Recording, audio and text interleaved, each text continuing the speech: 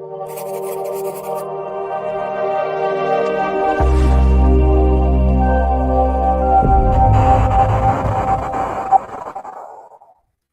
evening, ladies and gentlemen. It's your host, Anton Wield, Voice of the People United Community Forum. I'm blessed to be here this evening by West Ward Council candidate Muta El-Amin. We're going to be talking a little bit about some of his plans if elected to the West Ward, and we're going to be talking about what inspired his candidacy. So give me a few minutes, and I'll bring him in.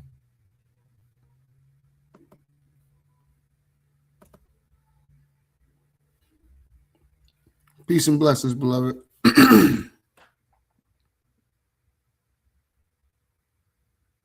I think you're muted. I'm having a little bit of trouble with the sound right now. I can hear you. I can hear you now. Say something for me? I can hear you. You can't hear me? Okay. I'm about to exit and come back in because I can't hear what you're saying right now. Okay, brother.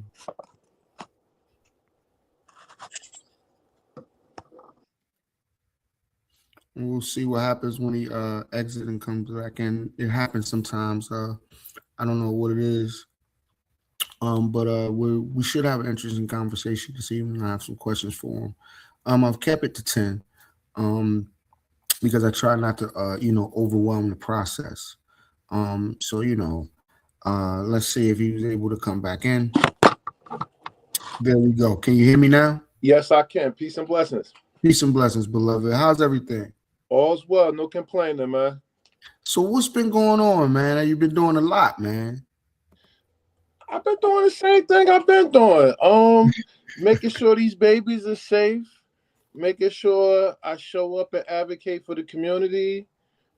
Regular stuff. It's just that this campaigning, it make me put the stuff on camera more, and people get to see what I do a little bit more. All right, so tell everybody a little bit about yourself and what inspired you to run for West Ward Council. How y'all doing? My name is Muta El-Amin. I'm running for West Ward Council, 3C on the ballot. And to tell you the truth, you one of the people who inspired me. So it was a meeting that we was at. It was a community meeting that we was at. And our current councilman was up at the meeting, and he was talking about what he was going to do for Bradley Courts and Muta El-Amin. And the face that you made was a face of disgust because you knew what was going to really happen, but I didn't at the time. So I'm thinking that, because he would come through and he would come and he would have these tears in his eyes and saying what he's going to do for the community and how he's different from such and such. And as time passed, none of those things happened. And I'm sitting here like, yo, what's going on? And it frustrated me in the sense that not that I wanted to get angry and do anything to harm anybody, but like, all right, well, I can't just sit on my hands anymore. I can't just sit here and not do nothing. So if me being on the ballot is my way of fighting, then that's how I'm gonna fight. That's how I choose to fight. Okay. All right. What makes you uniquely qualified to replace the current West Ward councilman? I'm actually a community center advocate. I'm not a politician. So in a sense that people think that because I'm running for office that I necessarily had political motivations. I never cared about politics. Prior to about 4 years ago, I wasn't a voter. And so I realized what your average voter or your average non-voter, the people that I've been registering lately, I understand why they're disengaged. I understand that we've been looking at voting as if it's a weapon used against us. So if I showed you a hammer and every time you seen that hammer, it was used to bash you upside the head, you wouldn't understand that hammer is also a tool of build. Every time I show you a hammer, you run away because you think you're about to get bashed upside the head. Realizing that that hammer is a tool of build, and when I'm talking about that hammer, I'm talking about political life. Realizing that politics it can be used as a tool of build. Um, that's one of the things that makes me uniquely different, because I never had aspirations about the in this walk of life. Another thing is that while I haven't been interested in politics, I've been doing so much community engagement, and this is just naturally what I like to do. So they ask you, what would something that you would do if you could do it and not get paid? So making sure I'm involved in in the community, that's one of the things. Right now, I'm in Bradley Court Community Center, which we run an after school program here. I don't get paid for this. I don't work for housing. I don't work for the city of Newark.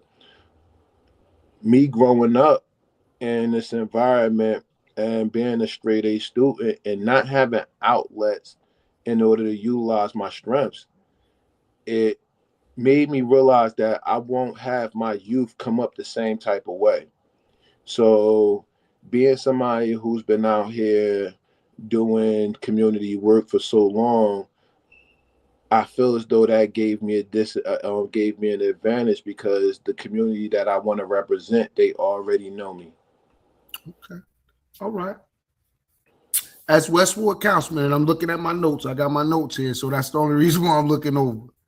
As West Ward councilman, what would be your immediate priorities to better the ward once elected? My immediate priorities in the West, we got a lot of building going on in the West Ward, and I need that the current construction that's going on here to translate into opportunity for people that look like us, people that are native Newarkers.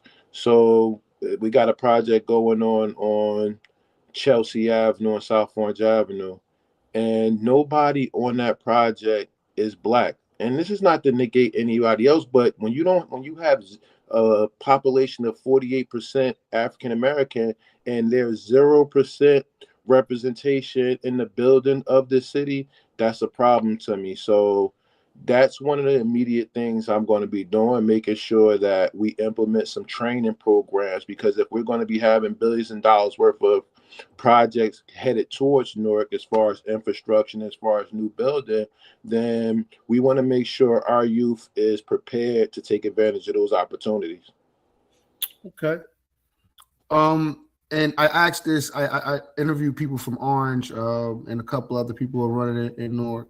And I asked this question of everybody, regardless of township or municipality: do you believe the current administration, and in your case, the North's West Ward representative, have been better for the West Ward over the almost 8 to 12 years?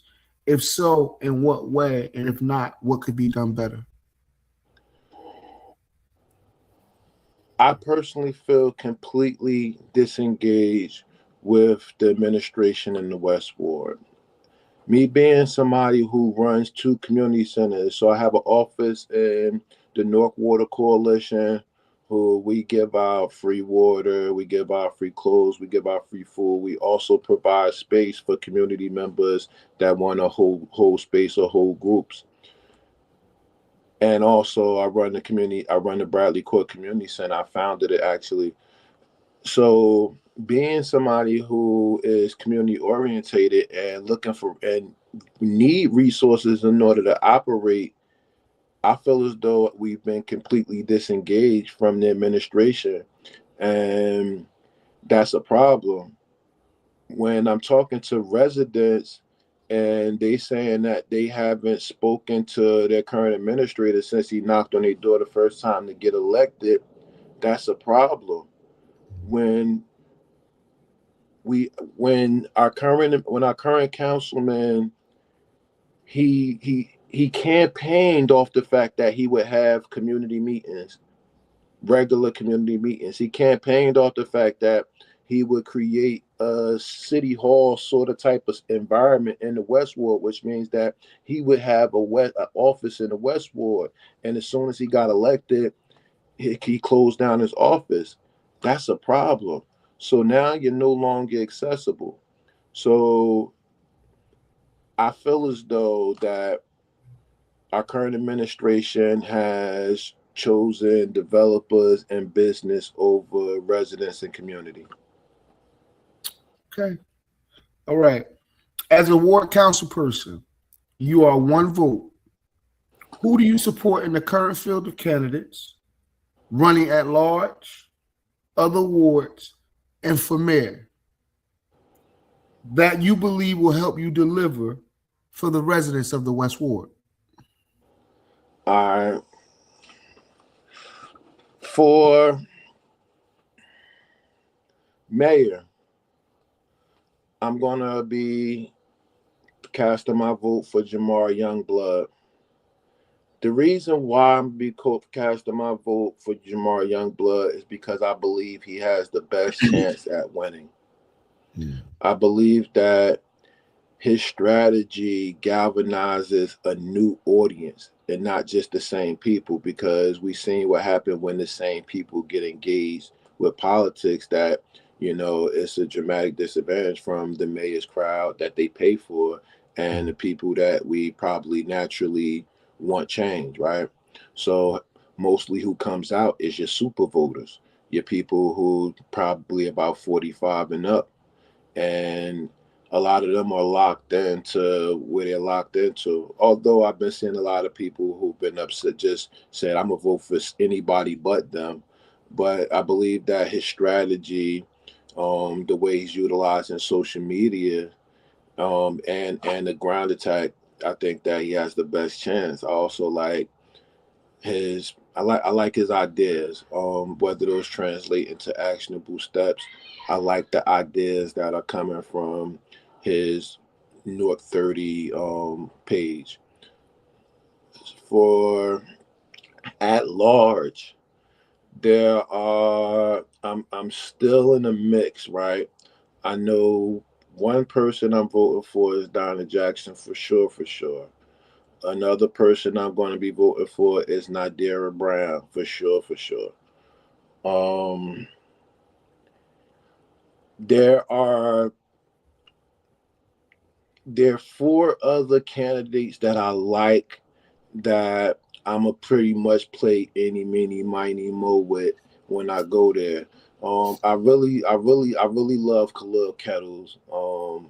You know, I like his youthful spirit, I like his energy. I like that he's been in this field for a long time, trying to get engaged, and they keep on pushing him to the side. But yet, and still, he still does what he has to do as far as our elders in our community. Um, I like Al Tariq White. Reason why I like Al Tariq White is because he reminds me of a better me. And you know, I don't want to put myself down, but he's been engaged. He's been promoting youth development. He has so many strengths with them that I see myself as growing into a figure such as him when I get, you know, as I gain experience. Respect. Respect. Um, there's also hold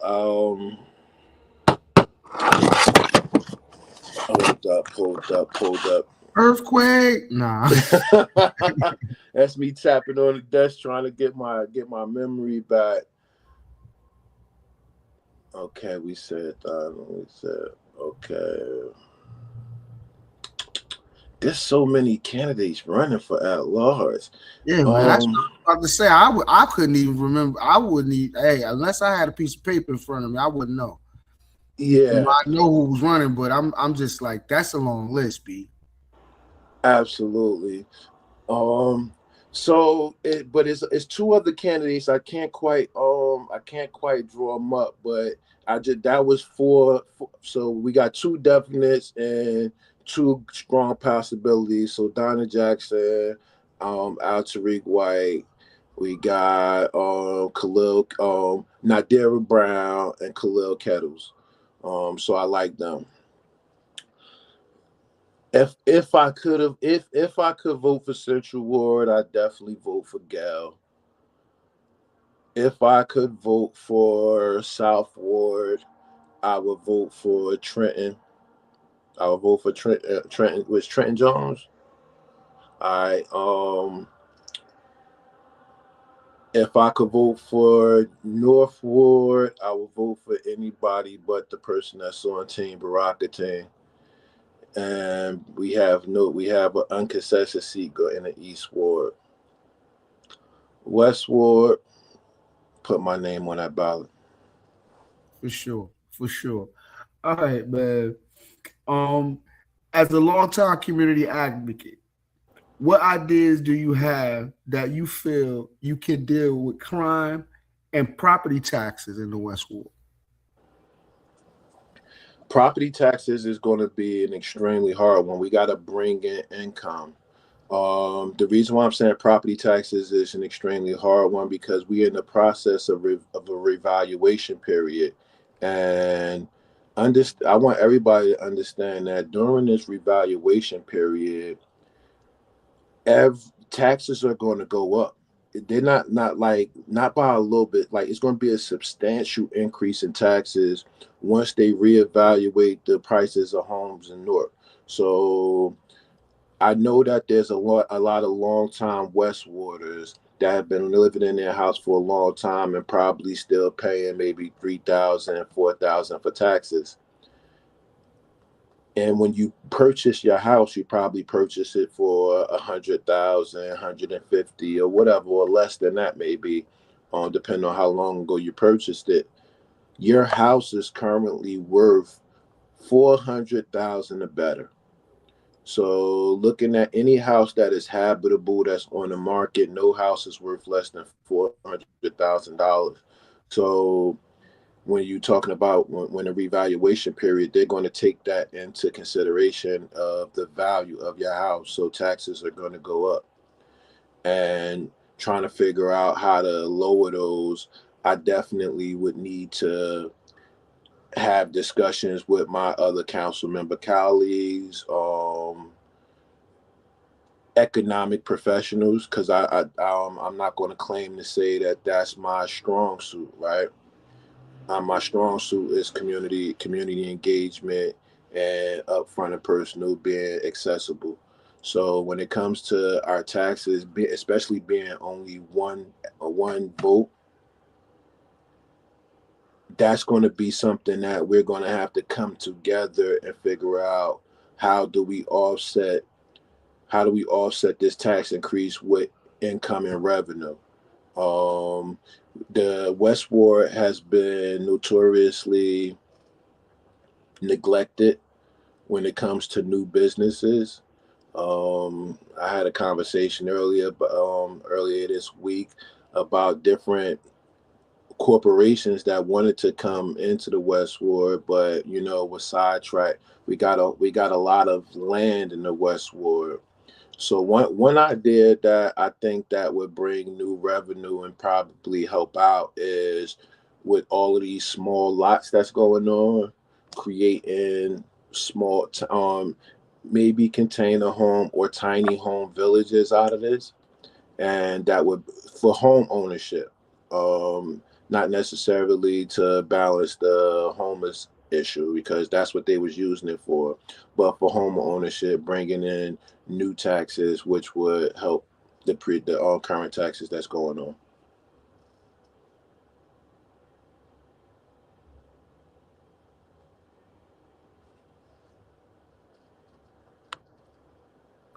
Why should the West Ward bet on you to become the next council person?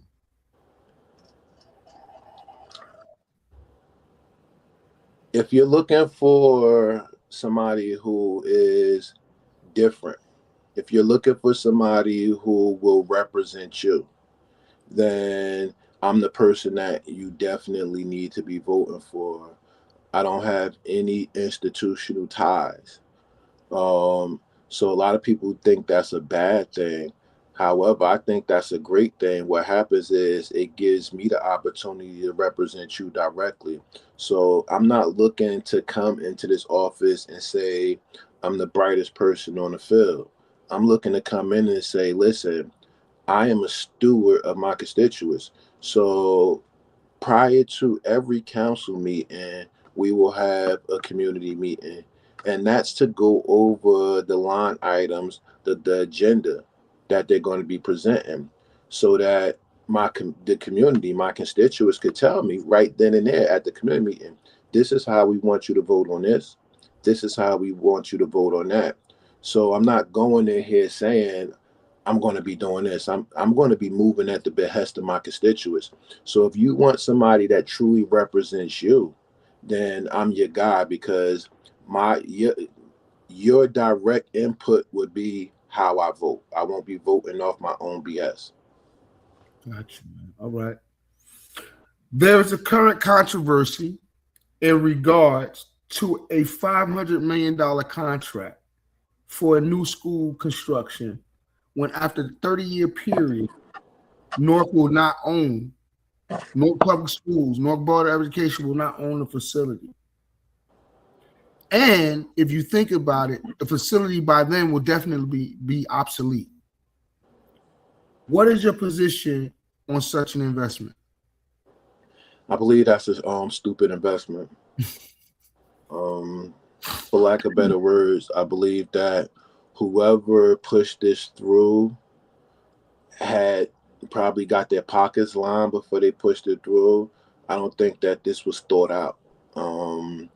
To lease a building for $500 million, for $500 million to lease a building, that doesn't make sense at all. And I'm telling you, I'm no financial expert, and I can say this from my perspective, that that's a bad deal. Whoever made that deal, they didn't make that deal for Newarkers. They made that deal for them, and they made that deal for the developers. Okay. What do you believe your duties are for the residents of Newark and the West Ward once elected councilperson? All right. My duties is, like I said before, to represent my constituents. And so let's say legislatively, we have a block, we have Monticello Avenue or Upper Bellsburg. They have parking issues where people from other blocks are coming up there and parking on that block and leaving the residents with nowhere to park. So having a community meeting and saying, listen, I can help you guys put a petition together so that you could get permit parking here. So that's an ordinance that I would be able to legislate on behalf of the residents.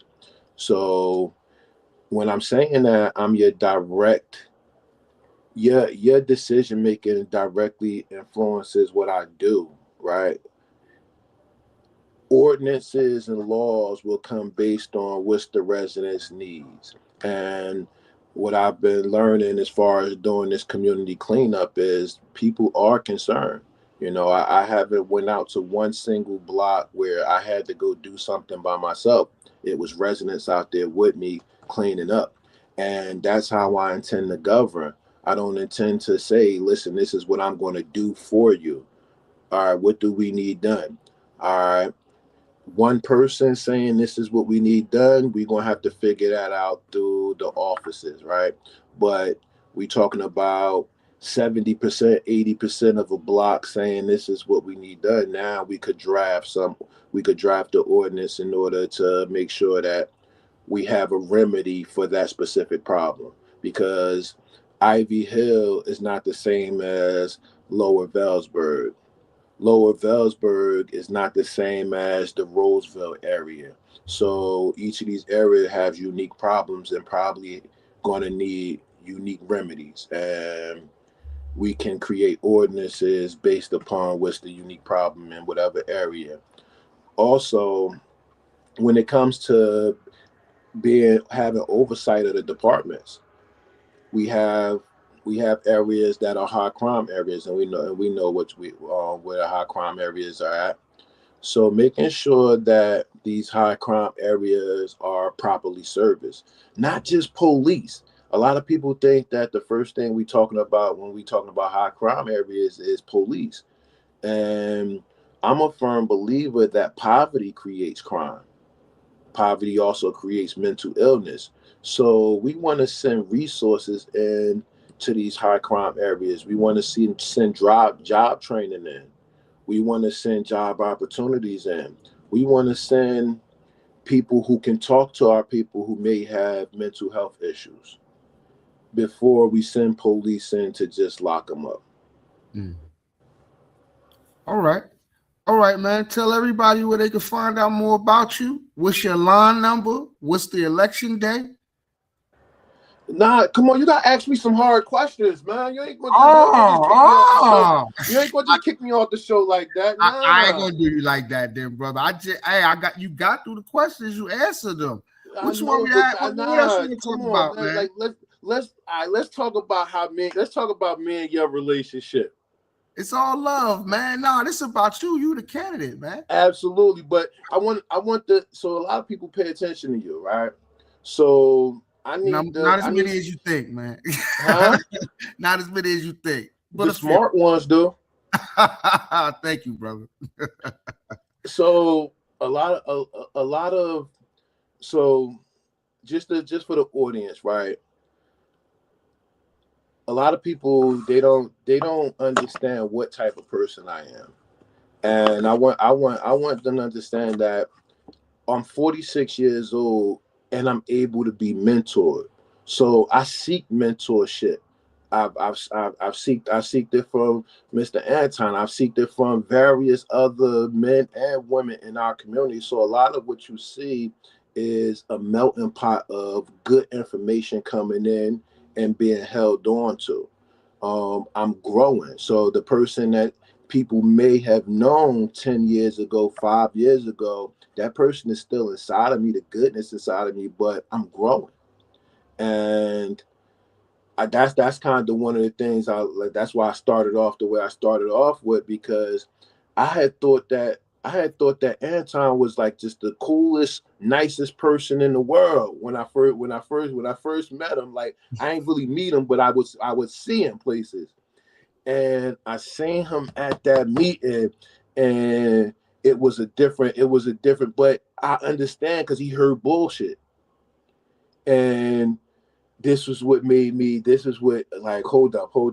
This ain't a nice guy. I need to meet him. I need to talk to him. I need to pick, because in this field, when we dealing with these type of entities, our political figures who have neglected us, basically, we don't need to be nice. We need to be strategic. We need to be educated. We need to be armed with the information in order to change these conditions. So, it's just, and for those who looking on, if you have information, don't hoard your information. Don't say it's just mine. Like, let your youth feed off of it. So hopefully we could elevate that position. We could bring your information with my information, and we can create something unique and dope. So let me ask you this. Absolutely. And one of the things I'm sure I could push you on is crime.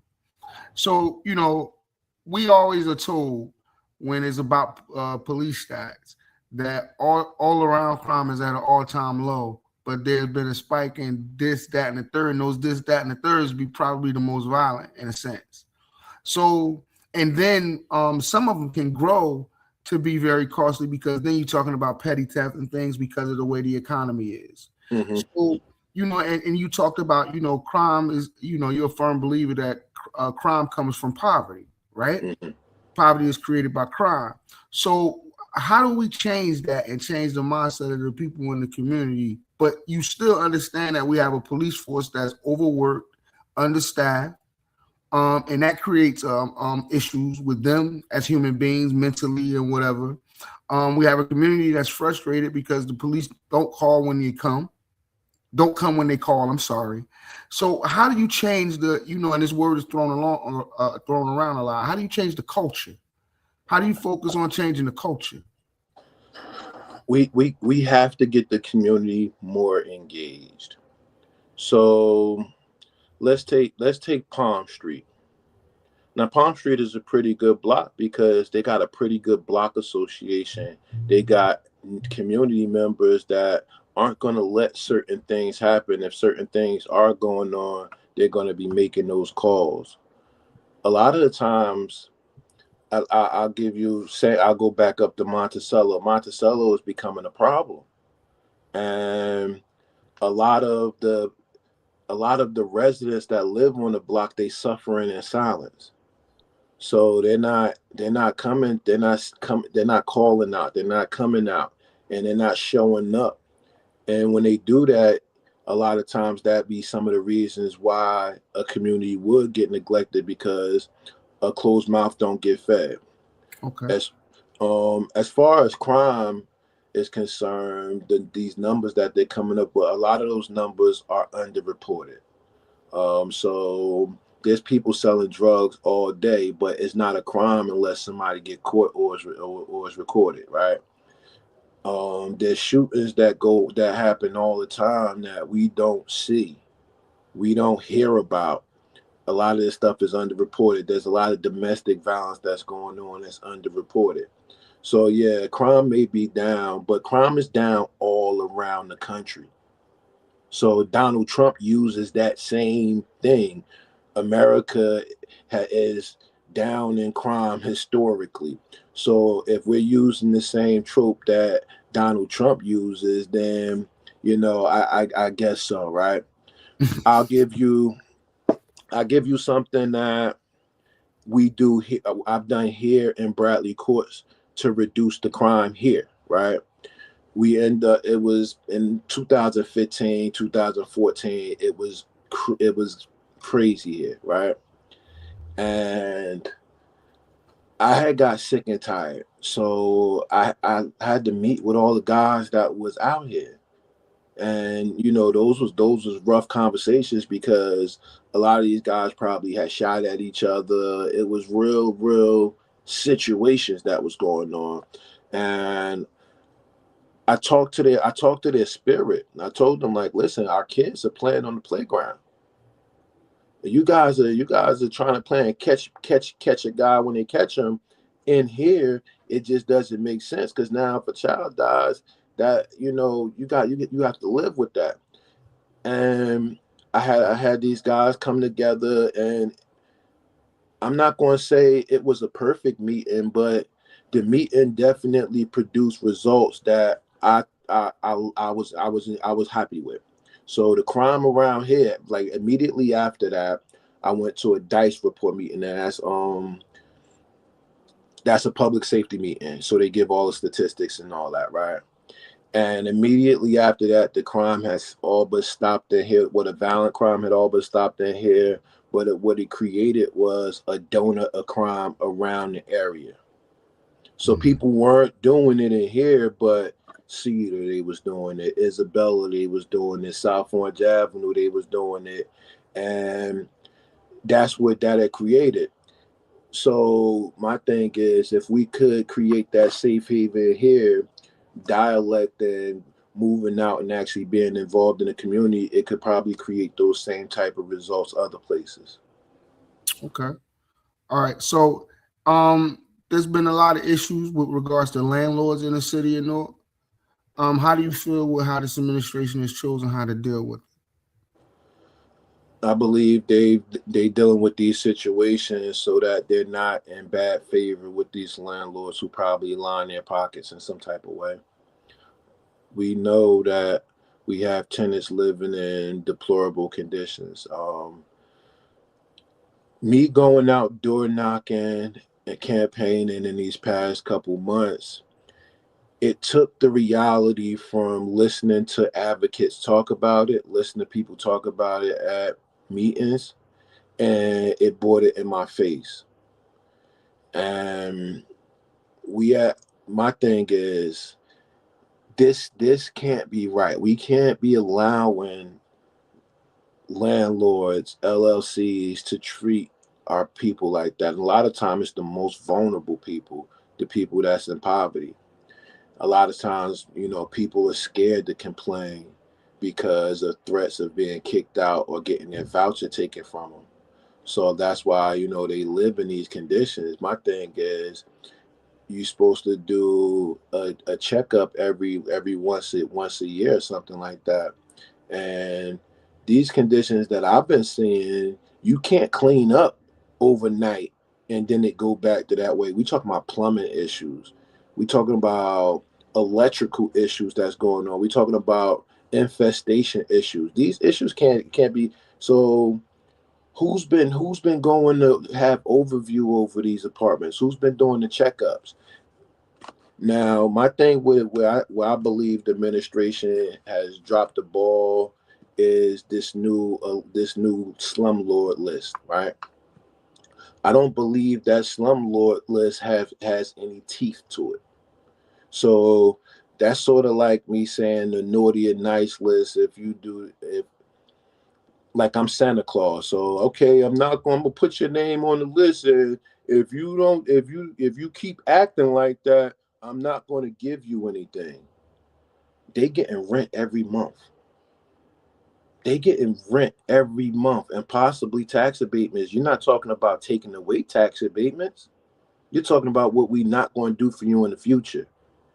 So one thing that I would propose is rent moratoriums.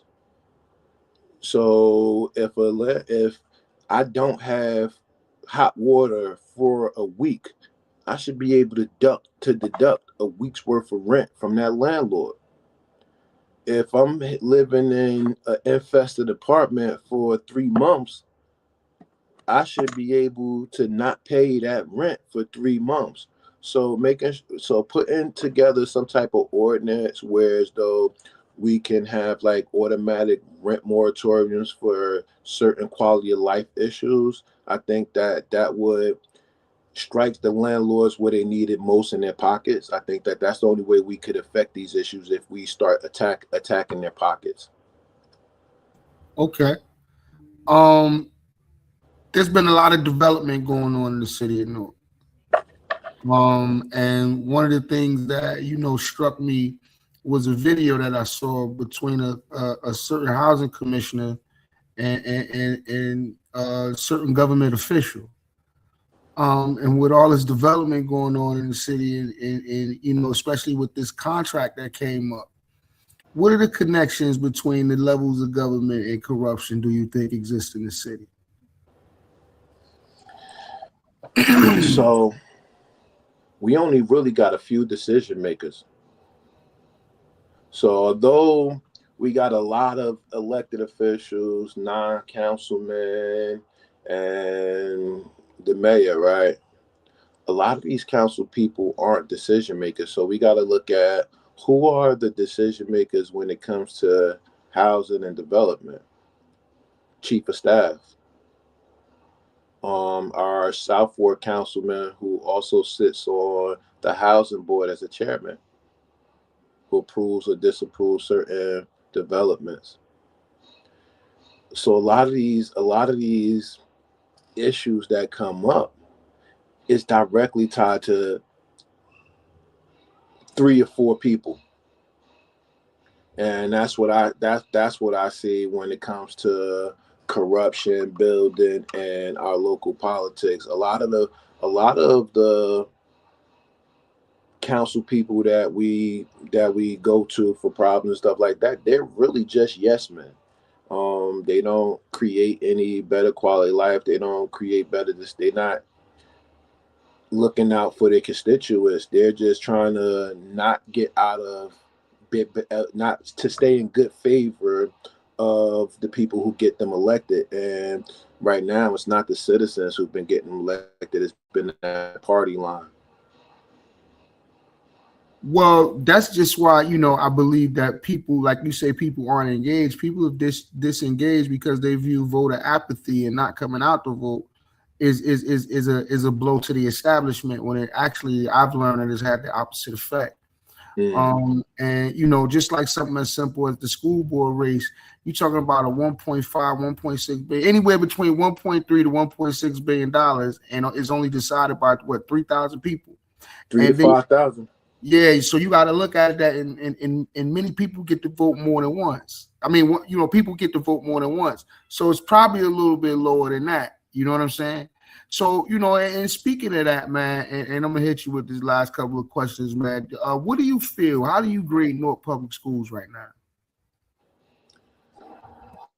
A 3 or a 3. They get a failing grade right now. All right, and describe what drives you to that conclusion. So when Newark was campaigning for local control, they were using language to say that it would be better for us to have local control because we would be able to institute the curriculums that are here, which would be more Afrocentric, which would empower the people here more. You see more. I'm saying this because I'm an author, right? A lot of times I would go to schools and I would go to the Board of Education in order to try to get my books inside the school, which are educational tools. So I don't got my books aren't play books; they're educational tools. This is learning ABCs with Shuja Farmer. It's an ABC book about plant life and about remedies. So it teaches you one about the ABCs, but also it gives you remedies for different plants. So fennel gives you healthy heart, good shape, and magnesium. Goldenrod. So it tells you what goldenrod do, but it goes on and on and on from A to Z, right? We also have Monsters Under the Bed. And Monsters Under the Bed is a social tool to help kids with their imaginations who may be scared of the dark, who maybe have overactive imaginations. We have a bunch of host of other dope authors that come from this neighborhood, this environment, that if you give them a chance, one, it will provide economics into this community. Two, kids that are coming up see something that looks like them and they get more engaged. So when I thought about local control and the reason why I'm felling them, local control didn't work. For what they said it was going to do, it didn't work. What we did have is we got placed with a lot of money, right? Like you said, right now from 1.3 to 1.6 billion dollars, and we have an outside consultant tell us where that money is going to go. So how much control is that? We got Raja Leon, who is partying himself away and not instituting the Amistad Act. We got a whole Amistad Act in New Jersey, but nothing has come from that. And this is one of the things they was talking about when they was talking about local control. So I'm going to fail it on that sense, right? But then I'm going to fail it on the reading and the math scores. So these are basic things that every child needs. So if you can't do math, you can't do measurements. So you can't do plumbing, carpentry and stuff like that. This is your basic level, right? When you're talking about reading, you can't read instructions, reading for understanding, not just saying stumbling through the words, but actually understanding actually understanding how to comprehend what you're reading. And our Newark schools are doing horrible at it. So I couldn't, even though I love my kids, right? My kids come in here before they could get on these games, they gotta read. That's a must. So when it comes to the Newark public school system, I got to get them to grade based on statistics, based on what's going on. And if our kids can't read above a third grade level, if our kids can't do math, if only 2 in every 10 kids is proficient at math, then I got to give them the grade that they deserve. Okay. I mean, it's weird though, man, because like, you know, when you talk about things like, you know, becoming, you know, union members, apprentice, and getting into programs, you know, it's very difficult because a lot of kids can't pass a basic skills test. A basic TABE test. Yeah, it's like 7th, 8th grade math. no more than freshman algebra. And it's just weird that you graduate from high school with a diploma and you are not unable to do those things. So man, I just find it unique that we're in a very unique position in this world. I'm starting to really fluctuate to understanding that political engagement is best for a resident when it's local. Absolutely. If you don't have local power, you have none. Because everything else, if you're not at the table, you can't get a piece of the pie. Absolutely. So and that's what I found over the years, man. That this type of power, when people get it, man, it changes them. You know what I'm saying? And you have to be very disciplined and very structured for it not to, and for you to understand that it is supposed to be used for good and the betterment of the people you serve. So, like I told people, I said a long time ago, man, what politics in Newark has become is like, once you're elected, you like being a rapper or a baller or R&B star. You know what I'm saying? It's more, because at the end of the day, when you try to have a discussion about issues, everybody wants to berate you and not address the issues. You know what I'm saying? We can't, we can't have a budget, a conversation about the budget if you're not going to be honest. Absolutely.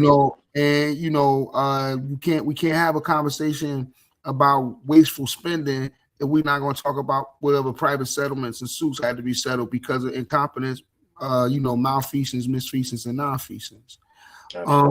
We have legal fees because elected officials get to use the city attorneys like they're personal politicians. And then they'll complain about Trump and the attorney general. But it's like, I just hope that people wake up. People understand that the being apathetic has the reverse effect of standing on your morals. It actually is the opposite. In thinking that is you standing on your morals. I get it. And you think, if you stay home or whatever, the person won't win. No, the thing is, if you voted them in or didn't want them in, you got to vote them out. You got to work to vote them out until they're gone. For those who listening on, I apologize. For those who listen on, just for you, your vote is your weapon. Your vote is your weapon. Please, and when you abstain, when you don't come out, that means you're not utilizing your tool. So the people who are the powers that be, they're utilizing all their tools in order to keep getting reelected, in order to keep doing the same thing that's been going on. So if you aren't happy with what's going on, I'm not saying you got to vote for me, right? But use your tool for empowerment of your city. Yeah, man. I think that, one of the biggest problems we have now, man, is that we really, we've taken the importance of civics out of classrooms. When we teach history, from whatever perspective, it becomes more about emotional indoctrination as opposed to about just letting history be told. So there's a lot that, we have to work on as a community. We have to get over our apathy.